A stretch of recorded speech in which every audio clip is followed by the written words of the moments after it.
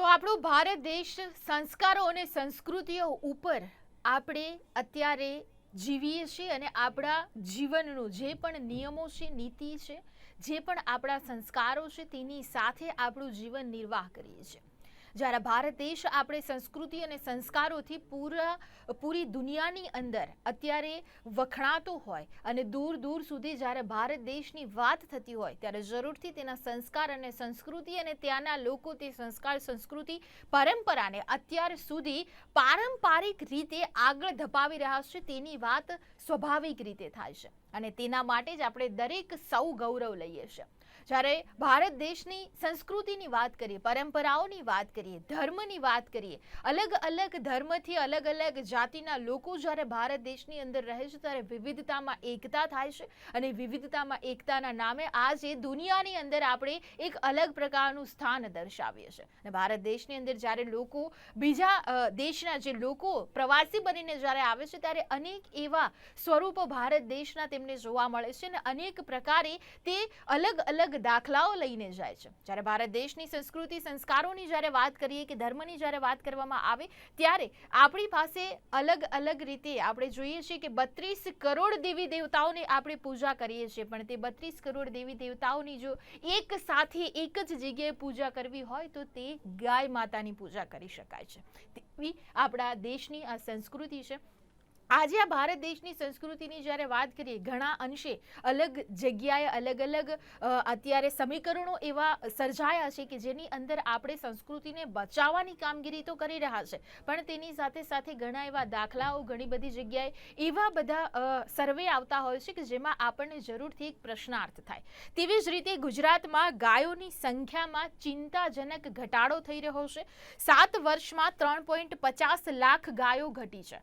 સામે ભેંસની સંખ્યા 1.50 લાખ વધી છે. ગાયને રાષ્ટ્રમાતા જાહેર કરવાની એક બાજુ દેશમાં મુહિમ ચાલી રહી છે તો બીજી બાજુ ગાયોનું સંખ્યામાં ઘટાડો થઈ રહ્યો છે તે એક પ્રશ્નાર્થ અત્યારે થઈ રહ્યો છે. ત્યારે સૌથી મોટો મહત્વનો સવાલ અહીંયા એ થાય છે કે જ્યારે દરેક લોકો એવી કોશિશ કરતા હોય છે કે પશુપાલનને આગળ આપણે ધપાવી શકીએ, દેશની અંદર પશુપાલન માટે જે પણ કાર્યો કરવામાં આવે છે તેમાં સફળતા મળે, સરકાર દ્વારા પણ કોશિશ કરવામાં આવી રહી છે. તો આ પ્રશ્ન આજે જ્યારે ઊભો થયો છે તો તેના માટે કયા કયા કારણો જવાબદાર છે અને આ કારણોની સાથે સાથે આને આપણે કેવી રીતે નિરાકરણ લાવી શકીએ છીએ તેના વિશે જ આજે ચર્ચા કરીશું. આ ચર્ચાઓ મારી સાથે ગુજરાત સ્ટેટ એનિમલ વેલફેર બોર્ડમાંથી દિલીપ શાહ જોડાયા છે અને પ્રાકૃતિક ખેતી પ્રોત્સાહક પદ્મશ્રી મથુરભાઈ સવાણીયા મારી સાથે જોડાયા છે. આપનું ખૂબ ખૂબ સ્વાગત કરું છું ગુજરાત ન્યૂઝમાં. સૌપ્રથમ દિલીપભાઈ આપની પાસે આવીશ કે જે પ્રકારે આ જે સર્વે જે કરવામાં આવ્યો છે અને જે અત્યારે આંકડાઓ આપણી સામે જોવા મળી રહ્યા છે તે ક્યાંક ચિંતાજનક તો દેખાઈ રહ્યા છે તેવું આપણે કહી શકીએ.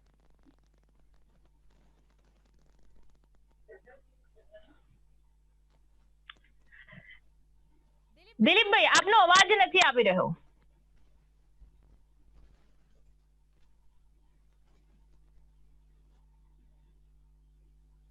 જી જણાવો.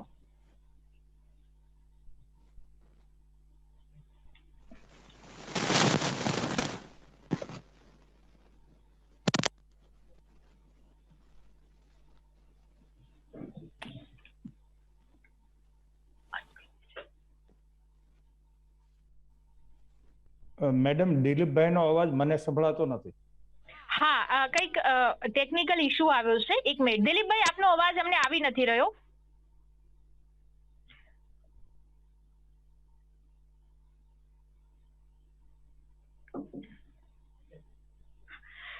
જી કોઈ ટેકનિકલ ઇશ્યુના કારણે દિલીપભાઈ આપ હવે અવાજ આપનો. હેલો દિલીપભાઈ. દિલીપભાઈ હજી આપનો અવાજ નથી આવી રહ્યો. પ્લીઝ આપ કોઈની મદદ લઈને ચેક કરાવશો. મથુરભાઈ આપની પાસે આવું છું. ગુજરાતમાં ગાયોની સંખ્યામાં ચિંતાજનક જે ઘટાડો થઈ રહ્યો છે આપ કેવી રીતે જોઈ શકો છો? ઘણા બધા એવા મતાંતર આની અંદર પણ જોવા મળી રહ્યા છે.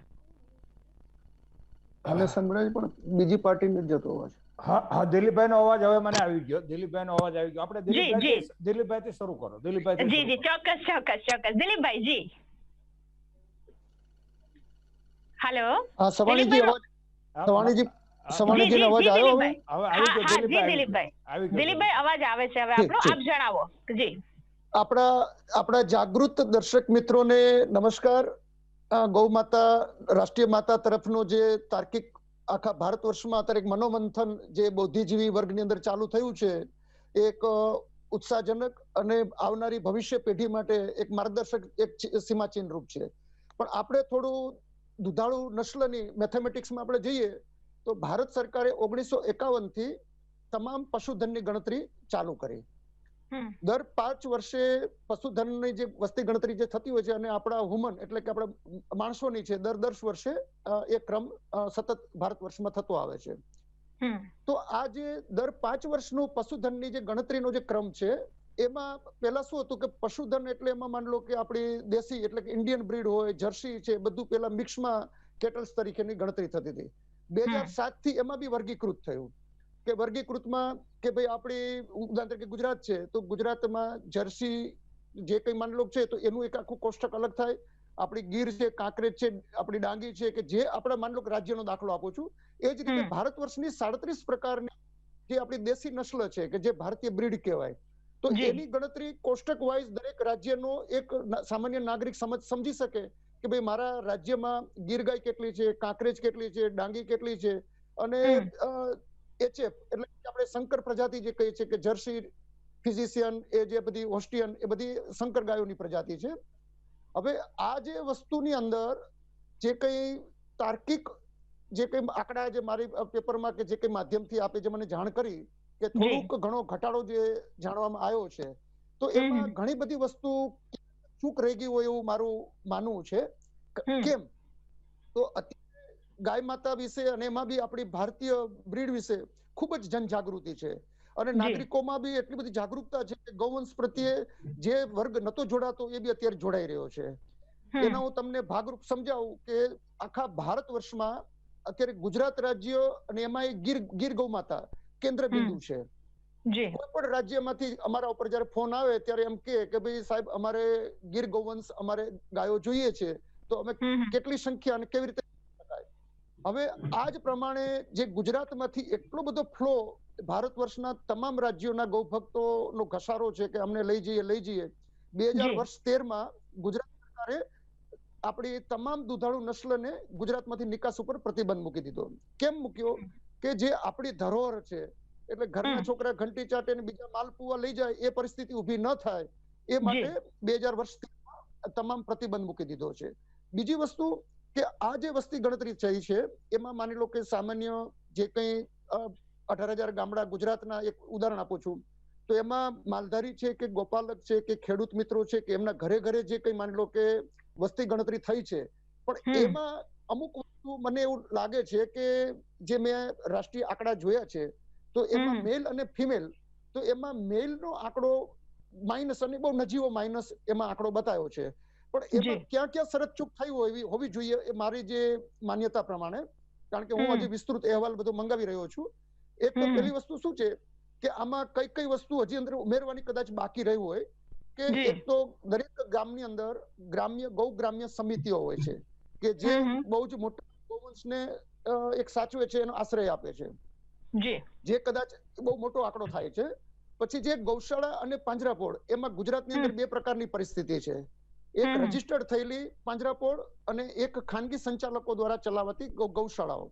તો ઘણી વખત શું થતું હોય છે કે ઘણા બધા સંપન્ન ગૌ ભક્તો છે કે જે આપણા સરકારના લાભાલાભો લેવા માંગતા ના હોય, તો એમનું ખાનગી એઝ એ ગૌશાળા તરીકે ગણો, ફાર્મ તરીકે ગણો અને જૂની જે આપણી તબેલો તરીકે ગણો, તો એ રીતે બી બહુ જ બહોળા પ્રમાણમાં અત્યારે ગુજરાતમાં ઉપલબ્ધિ છે.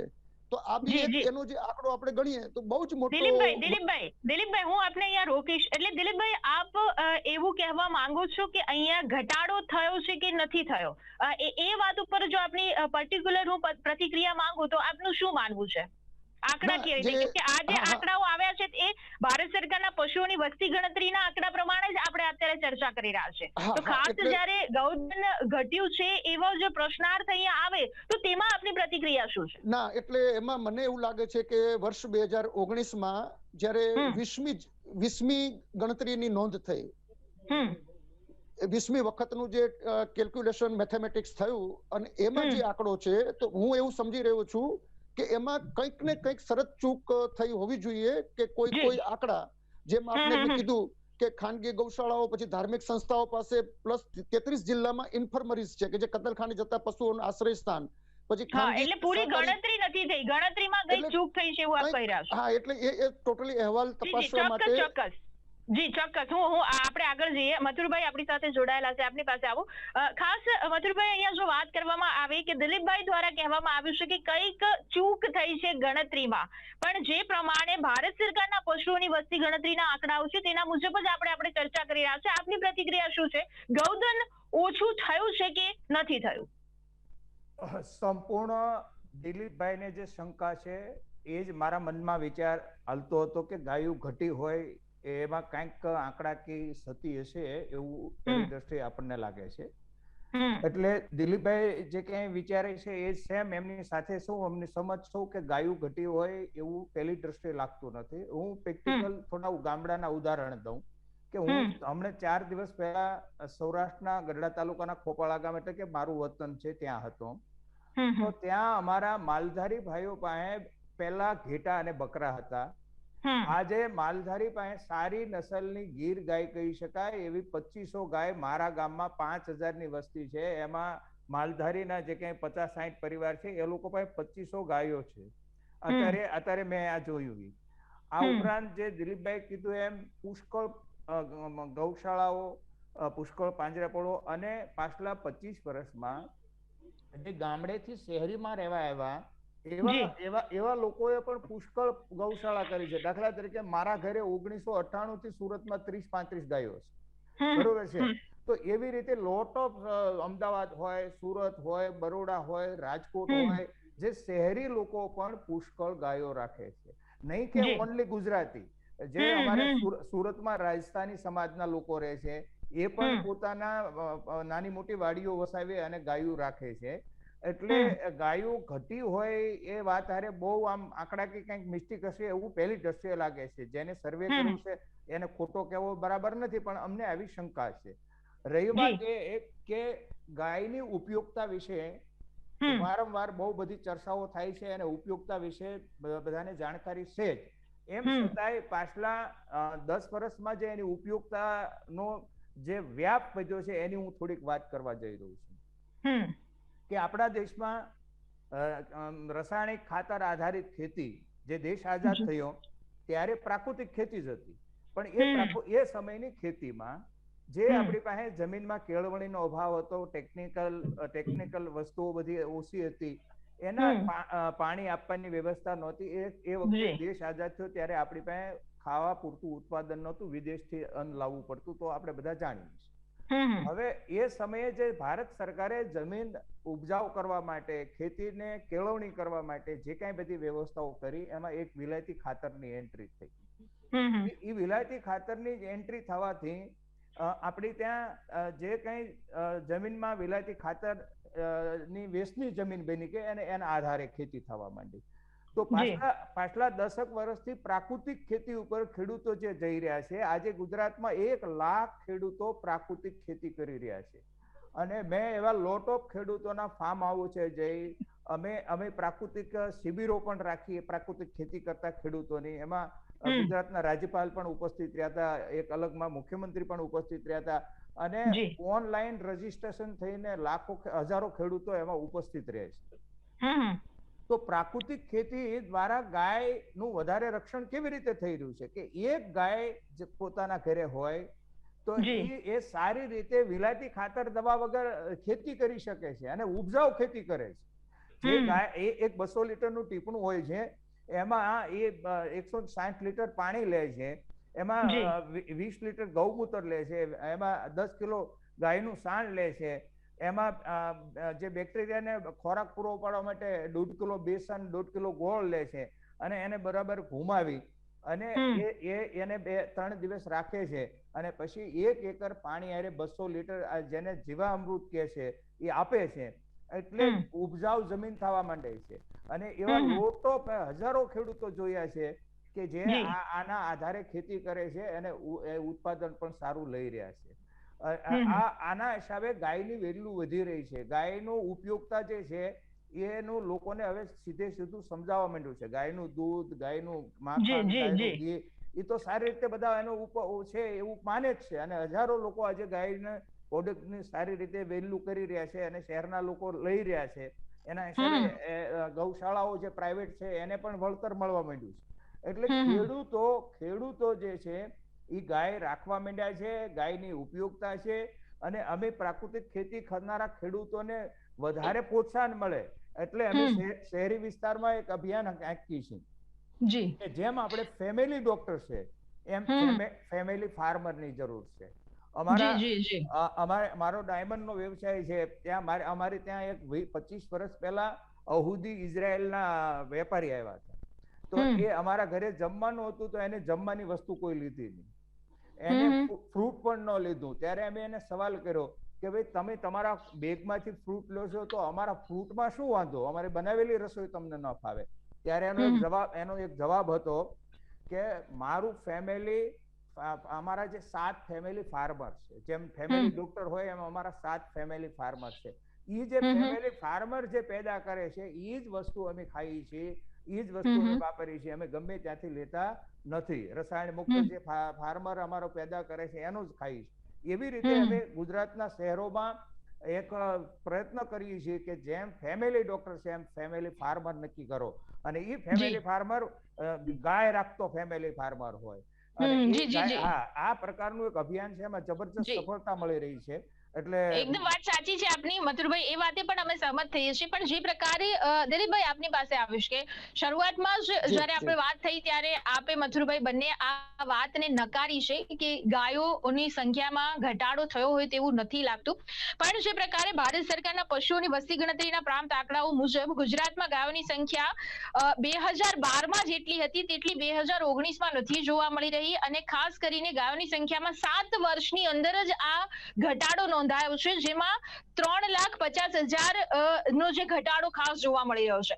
હવે જો આ આંકડાઓને આપણે માનીએ, અત્યારે ભલે આ બંને નકાર્યા, પણ દિલીપભાઈ જો આ આંકડાઓને માનીએ, ભારત સરકારના આંકડાઓ છે તે મુજબ, તો કદાચ કોઈ ભલે આંકડાઓમાં ચૂક પણ થઈ હોય, પણ તેમ છતાં જો આંકડાઓને મુજબ જો આપણે અહીંયા ચર્ચા કરીએ તો આપને કોઈ કારણો લાગી રહ્યા છે? કારણ કે બીજો જ સવાલ પાછો મારો એ છે કે આની સામે ભેંસો રાખવાનું વધ્યું છે, તો આની અંદર આપણે કોઈ અત્યારે સિમિલારિટી જોઈ શકીએ છીએ ખરા કે કોઈ આની અંદર તફાવતો જોઈ શકીએ છીએ આંકડાઓ મુજબ, કે કયા કારણો હોઈ શકે?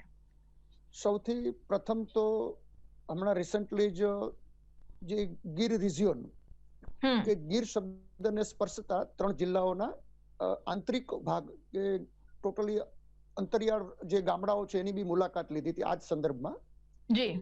તો એમાં ગીર સોમનાથ, અમરેલી અને જુનાગઢ, તો એ જે ગીર પંથકના ગામડાઓમાં જે એક તપાસ કરી તો બૃહદ ગીરના મોટા ભાગના જે ગીર ગૌવંશના જે માલધારી પરિવાર કે ખેડૂત પરિવાર જે સાચવણી કરતા હતા, તો એ લોકોને થોડું હવે નવી પેઢીને આ જનજાગૃતિ જે A1 A2 વિશે કે આપણી ભારતીય પ્રજાતિનું જે બ્રીડનું ગાયનું દૂધ થી નાગરિકો આકર્ષાયા છે અને શહેરી વિસ્તારમાં એનું ભવિષ્ય સારું છે, એટલે એ જે તે શહેરી વિસ્તાર છે, માની લો કે અમદાવાદ, તો અમદાવાદના કોર્પોરેશનના જે બહારના વિસ્તારમાં જે પશુધન જે રાખી શકાતું હોય તો ત્યાં એક કરતા વધારે માત્રામાં ગૌશાળાઓ એટલા પ્રમાણમાં ખુલ્લી છે કે જે ગ્રામીણ વિસ્તારનું પશુધન બધું આપણા શહેરી વિસ્તારના આજુબાજુના ગ્રામીણ વિસ્તારોમાં, નજીકના વિસ્તારોમાં પર્ટિક્યુલર દૂધ અને દૂધની બનાવટો નાગરિકોને, ઉપભોક્તાને સુધી પહોંચે. અને બીજું, ગ્રામીણ વિસ્તારમાં જે દૂધના કે જે તે વસ્તુના ભાવ પોષણક્ષમ મળતા નતા, અને સરેરાશ એવું થતું હતું કે લોકોમાં એક એવી માન્યતા છે કે ભાઈ ભેંસના દૂધમાં ફેટ્સ વધારે છે એટલે ઇકોનોમી રીતે ભેંસ આપણને પોષણક્ષમ ભાવ આપે છે, અને ગાયના દૂધમાં 3 થી 3.5 ફેટ્સ મળે છે એટલે આપણને પોષણક્ષમ ભાવ મળતા નથી. પણ શહેરમાં એ માન્યતા વિપરીત છે. આજે 100 રૂપિયાથી 125 રૂપિયા સુધી ગાયના દૂધનો એક ભાવ આપવા માટેનો એક સ્પેશિયલ વર્ગ આ જનજાગૃતિને કારણે અત્યારે અસ્તિત્વમાં આવ્યો છે. અને વધુમાં વધુ લોકો ગાય સાથે લાઈવ જોડાઈ રહ્યા છે. પેલા અમુક બુદ્ધિજીવી વર્ગ જે નતો જોડાતો એ બી હવે A1 અને A2 આપણી ભારતીય પ્રજાતિની જે ગાયો છે એ બ્રીડની ગાયો છે, એના જીનેટિક વલણ આખું A2 છે. જ્યારે જેને ખૂંદ નથી, જે આપણે સંકર ગાય કહીએ છીએ પણ એ HC જર્સી છે, ફિજિશિયન છે, હોલિસ્ટિયન છે, કે જેનું દૂધ A1 એટલે કે એ આખી એક નેગેટિવ કે જેના ઉપયોગથી ઘણા પ્રકારની બહુ લાંબી ચર્ચા છે, પણ એ નુકસાનકારક છે એ હવે પ્રજાવર્ગ સમજતો થયો છે. એને કારણે પોતાના બાળકોના ભવિષ્ય માટે, પોતાના ભવિષ્ય માટે વધુમાં વધુ લોકો ગૌ માતા તરફ આકર્ષિત થઈ રહ્યા છે. અને બીજું કે ગૌ માતાના જે પંચગવ્ય, જે ગાયના માની લો દૂધ આપતી હોય તો બી પોષણક્ષમ છે, દૂધ ન આપતી હોય તો પણ પોષણક્ષમ છે.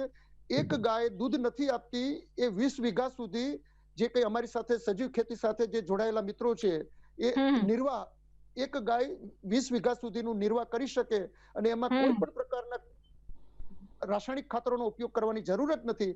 અને એ ઓર્ગેનિક પ્રોડક્ટોનો ઉપયોગ બી અત્યારે શહેરીજનો મોં માગ્યા દામથી વસ્તુ ખરીદી રહ્યા છે. એટલે આ જનજાગૃતિમાં આ એક ફેક્ટર બી મહત્વનું છે કે ગ્રામીણ વિસ્તારનું ગૌધન શહેરી વિસ્તારમાં પોષણક્ષમ રીતે આર્થિક ડેવલપિંગ તરીકે અને એક માનસિકતા તરીકે કે ભાઈ નવી પેઢીને એવું છે કે ભાઈ ગ્રામીણ વિસ્તાર કરતા શહેરી વિસ્તારમાં એમનું ભવિષ્ય ઉજ્જવળ છે. અને એમાં કઈ ખોટું બી નથી. નવી પેઢી નવા રૂપરંગ સાથે વધુમાં વધુ ગૌ માતાના જે આંતરિક દૂધ અને દૂધની બનાવટોથી જે ફાયદાઓ થઈ રહ્યા છે અને આપણા સાયન્સે બી સ્વીકાર્યું છે, એના માટે નેશન ઓફ મધર કે આખી આપણી રાષ્ટ્રની માતા તરીકેનું જે ફલિત છે એ સિદ્ધ થવા તરફ આખું જઈ રહ્યું છે. એટલે એમાં પછી આપણે જે કીધા તાર્કિક 1 થી 11 મુદ્દા મેં તમને કીધા કે જે આપણે આમાં ગણતરીમાં કદાચ ન આવી હોય, એમાં ખાનગી ગૌશાળાનો બહુ જ મોટો સમૂહ છે, પછી 33 જિલ્લામાં ઇન્ફર્મરીઝનો બહુ મોટો સમૂહ છે. એ જ રીતે કોર્પોરેશનો પાસે બી જે ગૌવંશના જે અલગ અલગ વાડાઓ છે એમાં બી ઘણું બધું મોટું ગૌવંશ છે.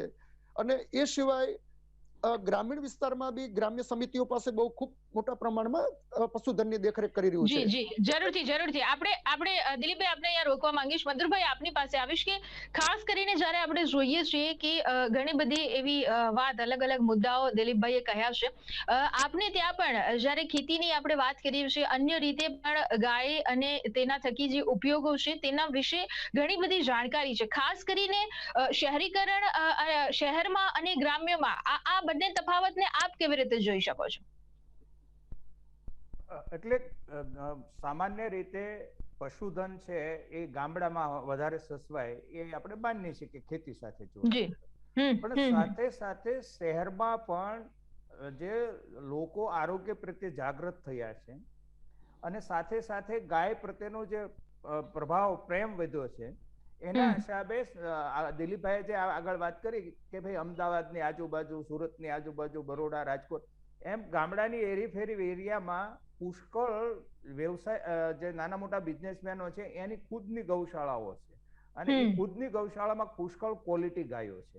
અને એ ક્વોલિટી ગાયો જે છે એના હિસાબે જે ગ્રામીણ વિસ્તારમાં માલધારી છે એને 2 પ્રકારની આવક થઈ છે. એક આવક એ થઈ છે કે એ ગાયનું દૂધ વેચે છે, સાથે સાથે ગાય એને 2-3 ગાય જે કઈ લાખ રૂપિયા, 1.5 લાખ રૂપિયા, 2 લાખ રૂપિયા ગાયું જે વેચાય છે એ શહેરી વિસ્તારમાં જે વ્યવસાયિક લોકો પોતાની ગૌશાળા કરે છે એ લઈ જાય છે. એટલે ગ્રામીણ વિસ્તારના માલધારી એના હિસાબે આર્થિક એને લાભ મળે છે. એટલે એને પણ ક્વોલિટી ગાયો માટેનો એ પણ આકર્ષણ થયા. એટલે કુલ મિલાવીને ગાયોની નસલ પણ સુધરી રહી છે, એનું ઉત્પાદન પણ સુધરી રહ્યું છે, લોકો ગાયો પ્રત્યે આકર્ષણ પણ થઈ રહ્યા છે. માઇનસ પોઈન્ટ એટલો જ છે કે એમના જે વાસડાઓ જે છે એ વાસડાઓ પુષ્કળ અત્યારે ગ્રામ્ય વિસ્તારમાં એ હાંડ તરીકે એ ખુલ્લામાં ફરી રહ્યા છે, ગામડાઓને અવરોધ કરી રહ્યા છે. એટલે એ બધા પાંજરાપોળોમાં હાચવવા કે વગેરે વગેરે હાચવવા, આ બધા ઘણા બધા પ્રશ્નો છે. પણ કુલ મિલાવીને ગા પ્રત્યેનું જબરજસ્ત આકર્ષણ વધી રહ્યું છે. અને બીજું કે આપણા દેશમાં એમ કહેવાય છે કે 5.5 લાખ કરોડનું વિલાતી ખાતર વપરાય છે.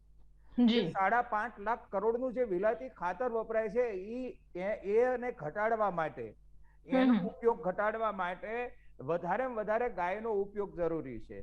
દિલીપભાઈ કીધું એમ કે ભાઈ એક ગાય 20 વીઘાનું ખેતર કરે, 20 વીઘાની સારી રીતે ખેતી કરી શકે છે, એ બહુ સાચી વાત છે. એટલા માટે આજે આપણે જયારે સંવાદ કરીએ છીએ ત્યારે કે અળસિયાનો રોલ બહુ મોટો હોય છે ખેતીને ઉપજાઉ બનાવવા માટે. તો આપણો દેશ આઝાદ થયો ત્યારે મેં કીધું એમ વિલાયતી ખાતરની એન્ટ્રી થવાથી જમીનમાં બધા અળસિયાનો નાશ થઈ ગયો. એ જંગલની જમીન હોય કે ખેતરની જમીન હોય, આખા દેશ. એટલે વિલાયતી ખાતર આધારિત જમીન બની ગઈ. હવે એ વિલાયતી ખાતર આધારિત જમીન બની ગઈ, ખાતર વગર ઉપજાવ થાય નહીં. એટલે આ જી. સંઘર્ષ બહુ આવેલો કે ભાઈ વિલાયતી ખાતર વગર ઉત્પાદન આવતું નથી. હવે પ્રાકૃતિક ખેડૂતોએ જે ગાય આધારિત જીવામૃત બનાવી અને જી. એ જે ખેતીને અળસિયાને ખોરાક પૂરો પાડ્યો છે અને ખેતરોમાં લોટો અળસિયા પેદા થઈ ગયા છે. એ લોટો જી. અળસિયા જે છે એ વિલાયતી ખાતર વગર ઉત્પાદન આપી શકવાની ક્ષમતા ધરાવે છે, ખેતરને ઉપજાઉ બનાવી દે છે. એટલે એ જગ્યાએ ગાનો બરોબર ઉપયોગ થયો છે. હવે સાથે સાથે આ ગાનો ઉપયોગથી ઓનલી જળસંચય પણ થાય છે. કેવી રીતે કે અળસિયું જમીન ખાતું 20 ફૂટ જમીન પોષી હોય તો 20 ફૂટ નીચે વયું જાય છે અને બીજા હોલથી નીકળે છે. એટલે આ આખી ખેતર જે છે એ એકદમ એ પ્રકારનું બની જાય છે. તો એમાં જયારે એક સાથે 7 ઇંચ વરસાદ પડે ને તો પણ એ જમીનમાંથી પાણી બહાર નીકળતું નથી, સીધું જળ સંચય થઈ જાય છે. એટલે આ ગાય છે એ વિલાયતી ખાતર વગર ઉત્પાદન તો અપાવી શકે છે પણ જળ સંચયનું પણ કામ કરી શકે છે. એટલે ઘણા જી ચોક્કસ મથુરભાઈ, હું રોકીશ. આપણી પાસે સમય અત્યારે સમાપ્ત થઈ રહ્યો છે. દર્શક મિત્રો, મહત્વની વાત દિલીપભાઈ અને મથુરભાઈ બંને ખૂબ સુંદર એવી વાત કરી છે.